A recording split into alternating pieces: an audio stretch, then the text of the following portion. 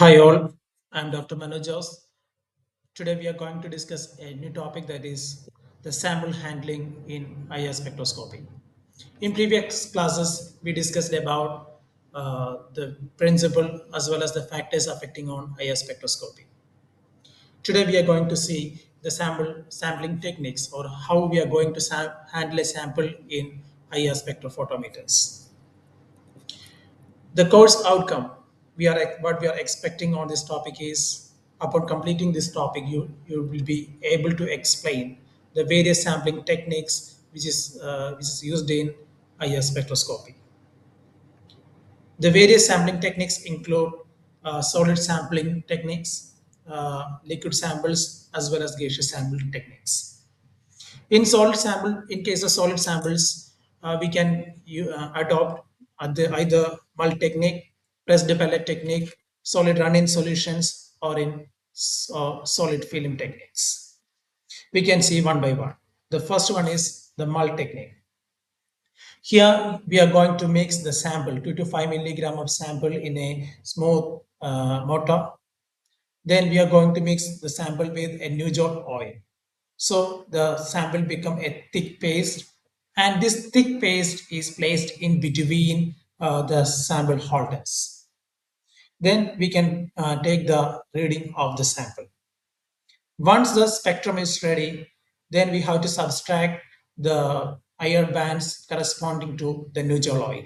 That is the peaks like 2857, 1414, 9 centimeter inverse, and 1389 centimeter inverse. These all peaks are corresponding to the neutral oil, so the intensity of these peaks should be subtracted from the original spectrum.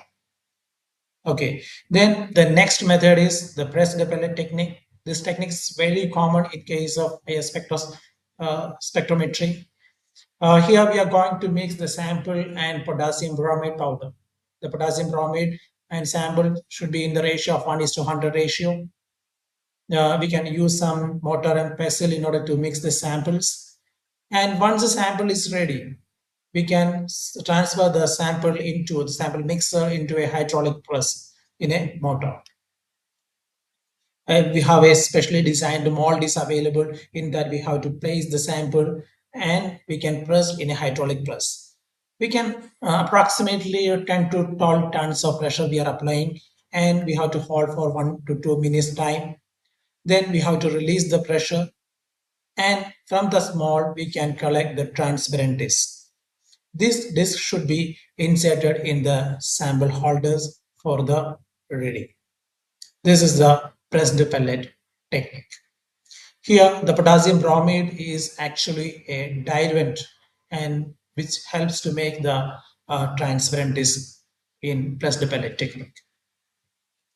The next one is the solid films. In case of amorphous samples, solid film technique is a commonly used technique. Here, the amorphous sample is placed in between the salt plate to form a solid film, and the spectrum is taken. The next one is the solid run-in solution. Here, usually we are going to dissolve the sample in a suitable solvents. The solvents like carbon tetrachloride or CS2 can be used, and this solution will be placed in the rock salts in sample cells, and we can handle as a solution. How we are going to take the spectrum of liquid, the same manner we can take the spectrum of these solid samples also if we dissolve the sample in these solvents. The next one is the liquid sampling techniques. In liquid sampling techniques, we have a specially designed cells. It is available. It is usually made up of potassium chloride or sodium chloride cells, which is usually been coated with some Teflon coating also. Then, first of all, what we have to do is we have to wear the gloves and all in order to avoid the moisture content, or the sample cells cannot be handled with a bare hand. Then we can place a drop of sample on this disc by using a micropipette or something. Then the next disk can be placed over it. So we will get a thin film of liquid sample in between these two disks.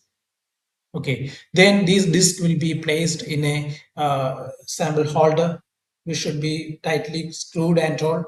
Then this sample holder will be transferred to the sample compartment. Then we can take the responses. The solvents we are going to use in case of liquid samples or solid running solutions should be transparent. Usually, there is no dilution is recommended in case of liquid samples.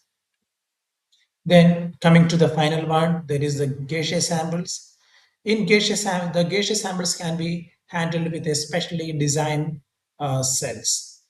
The cell having two end walls that is made up of the sodium chloride, a transparent window will be there, and the gaseous sample will be filled through the inlet, and the chamber will be closed. Then we can see a multiple pathway which is created with a multiple number of prisms, not prisms, that is mirrors, which is placed inside this chamber. So the multiple path will be created. That means the rays from the source will be reflected from the mirror which is placed in one end. Then so multiple path can be created. Then the final ray will be emitted through the other victim, which will be detected by a detector. So in case of gaseous sample, we need a specially designed chamber for the handling of sample. Okay, this is about the sampling techniques which is used in IR spectroscopy.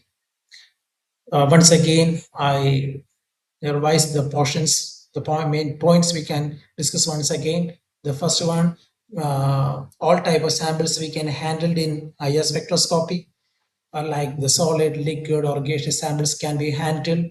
In case of solid samples, we have uh, four techniques we are adopting. Then the liquid samples, we need especially special cells we require, like sodium or potassium bromide chloride cells we are using. Then in case of gaseous samples, we need a specially designed chamber for the sample handling. Okay, thank you.